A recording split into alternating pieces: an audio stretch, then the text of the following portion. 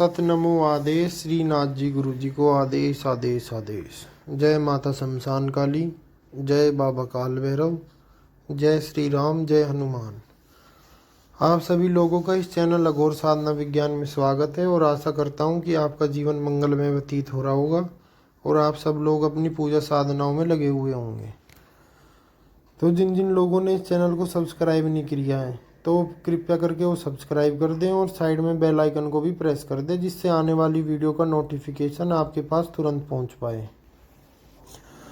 तो आज का तंत्र टॉपिक है दक्षिण मार्ग और वाम मार्ग। देखिए, इसमें बहुत बड़ा कन्फ्यूजन रहता है साधकों के मन में कि हम कौन से मार्ग का चुनाव करें, क्योंकि कई लोगों के घर में कुछ ऐसी ब्राह्मण परिवार से होते हैं जिनमें बलि देना और मांस मदिरा से हवन करना और भोग चढ़ाना वर्जित होता है।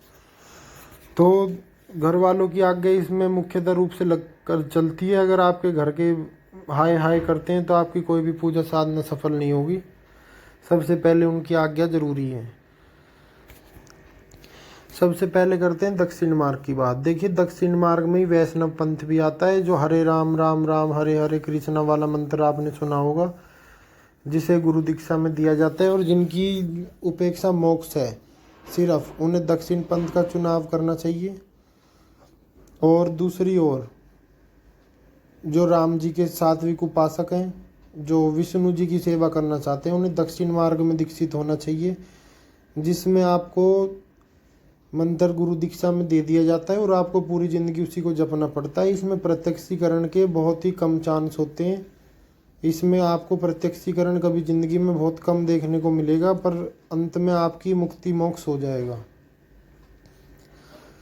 फिर बात करते हैं कि हम शिव जी की उपासना कर सकते हैं। जिन्हें शिव जी से अत्यधिक प्रेम है, जो ज़्यादा तंत्र मंत्र में नहीं घुसना चाहते, वो पंचाक्षरी मंत्र की दीक्षा लेके शिव पुराण का पाठ कर सकते हैं और अपना जीवन मंगल में बना सकते हैं। वहीं दूसरी ओर जिन्हें देवी से अत्यधिक प्रेम है, जो देवी की सेवा बिना बलि आदि के करना चाहते हैं, उन्हें देवी पुराण का पाठ करना चाहिए।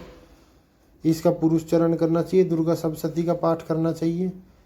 और जो देवी के सात्विक उपासक है, क्योंकि देवी की उपासना तीनों मार्गों से होती है, सतो मार्ग, रजो मार्ग, तमो मार्ग। वो आपकी इच्छा है कि आप किस मार्ग से आगे बढ़ना चाहते हैं। जो दतिया वाला पीठ है हमारा, इसमें दक्षिण मार्ग से माता की पूजा होती है, जिसमें ना तो कोई बलि का विधान है, ना ही पंचमकार का है, ना ही कोई बलि वगैरह वहाँ पर लगती है। वहाँ पर शुद्ध दक्षिण मार्ग से माता की सेवा होती है। और जो दक्षिण मार्गी मुख्यतः रहते हैं, इनका जो उपेक्षा होती है वो सिर्फ मोक्ष होती है।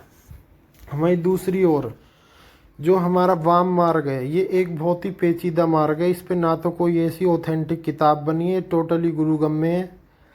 इसमें गुरु ही सर्वोपरि रहते हैं। गुरु के हाथ में आपकी डोर रहती है। आपको कौन सी साधना करानी है, दामसिक करानी है, राजसिक करानी है, शमशानी करानी है, गृहस्थ की करानी है, वो सब आपके पास गुरु के हाथ में रहती है।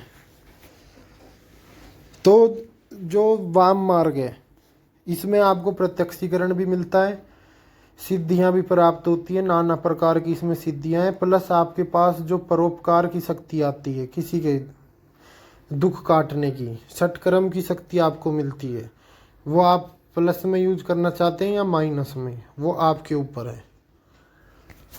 तो वाम मार्ग में जो मुख्यतः तीन पंथ आते हैं, कोलाचार, कौल मार्ग जिसे बोला गया, शाक्त संप्रदाय, जो देवी को अपने इष्ट मानते हैं, 10 महाविद्या जिनकी देन है, जिसमें देवी की उपासना होती है, तीनों मार्गों से होती है। इसमें भी रजोगुण, तमोगुण, सतोगुण और कापालिक और अघोर, इन सब के बारे में तो आप जानते ही होंगे। इनके बारे में विस्तृत जानकारी देना कोई मैं उचित नहीं समझता, क्योंकि आजकल इनके बारे में सैकड़ों यूट्यूब पे वीडियो भरे हुए हैं।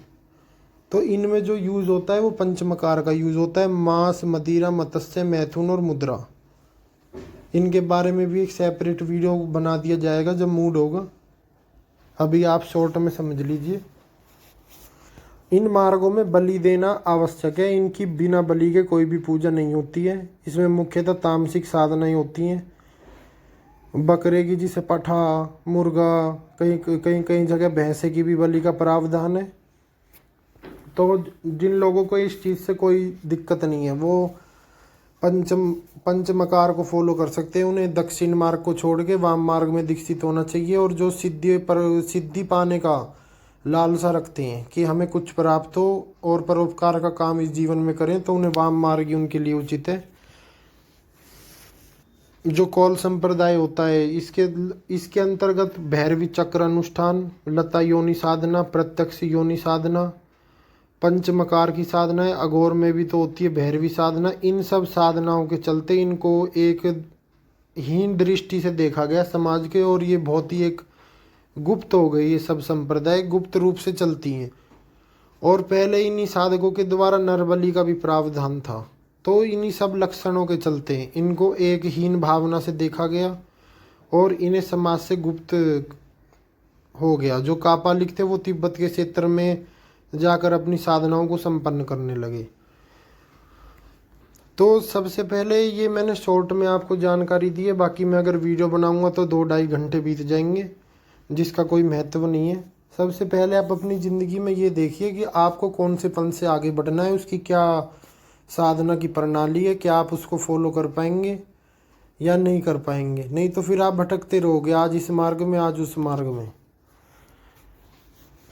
बाकी जो अघोर होता है, अघोर में मोक्ष की व्याख्या अलग होती है। अघोर बोलता है कि मुझे इष्ट का साक्षात्कार हो गया, इससे बड़ा मेरी ज़िंदगी में कोई भी पुण्य का फल नहीं मिल सकता। चाहे मुझे मोक्ष मिले या मुक्ति ना मिले, कुछ भी ना मिले, मेरे इष्ट का साक्षात्कार हो गया, इससे बड़ा मेरे लिए कुछ नहीं है। अघोरी अपने इष्ट की भक्ति में लीन है। वो किसी भी लालच से परे है कि मुझे मोक्ष मिलेगा, मुक्ति मिलेगी, उसे कुछ नहीं। हाँ, एक लालच है, उसे अपने इष्ट के प्रत्यक्षीकरण का। तो इस बात को आप समझें। और ये जो साधनाएं हैं, ये सारी साधनाएं होती हैं अघोर में। जितनी त्रियोनी की आप साधनाओं की इधर उधर पीछे भागते हो ना, ट्रांसफर के, ये सब साधनाएं होती हैं अघोर में। और जो अघोर के मंत्र होते हैं वो तुरंत देवी देवताओं को जागृत करते हैं। अगर आप कुछ पाने की इच्छा रखते हैं तो आपको जरूर वाम मार्ग में दीक्षित होना चाहिए और अपनी ज़िंदगी में आगे बढ़ना चाहिए एक योग्य गुरु का चुनाव करके। क्योंकि वाम मार्ग पूरा का पूरा गुरु के ऊपर निर्भर है। इसका ना तो कोई ऐसा ऑथेंटिक ग्रंथ है, ना ही कोई ऐसी ऑथेंटिक किताब आज तक बनी है जो वाम मार्ग को पूर्ण समझा सके। ये सिर्फ ओनली प्रैक्टिकल बेस्ड नॉलेज पे बसा हुआ है। तो अगर आपको इसे सीखना है तो आपको एक योग्य गुरु का चुनाव करना पड़ेगा, जिसने ये सब चीज़ें कर रखी हों और जो आपको समझा सके। बाकी इन वाम मार्ग में शमशान में साधना करने का विशेष महत्व है, जो कि मैं मानता हूँ कि बहुत सारे गृहस्थ आदमी जो इस वीडियो को देख रहे होंगे, किसी के पास इतना टाइम नहीं है कि वो अपनी नौकरी और व्यापार को छोड़ के कि महीना 2 महीना 3 महीना कहीं एकांत में जाके शमशान में साधना करेगा। तो इसके लिए बिल्कुल खाली आदमी भी चाहिए जो इसमें टाइम और पैसे दोनों इन्वेस्ट कर सके। बाकी आपकी इच्छा है। मेरा काम तो यहाँ पे जानकारी देने का था। आपको कौन सा अच्छा लगता है, कौन सा अच्छा नहीं लगता, दोनों का आप चुनाव कर सकते हैं। इष्ट की भक्ति आप किसी भी मार्ग से कर सकते हैं। तो आज के लिए आपके लिए छोटी सी जानकारी थी। अगर आपको अच्छी लगी हो तो इस चैनल को लाइक शेयर सब्सक्राइब करिएगा, और अच्छी नहीं लगी हो तो डिसलाइक करिएगा। आदेश आदेश आदेश।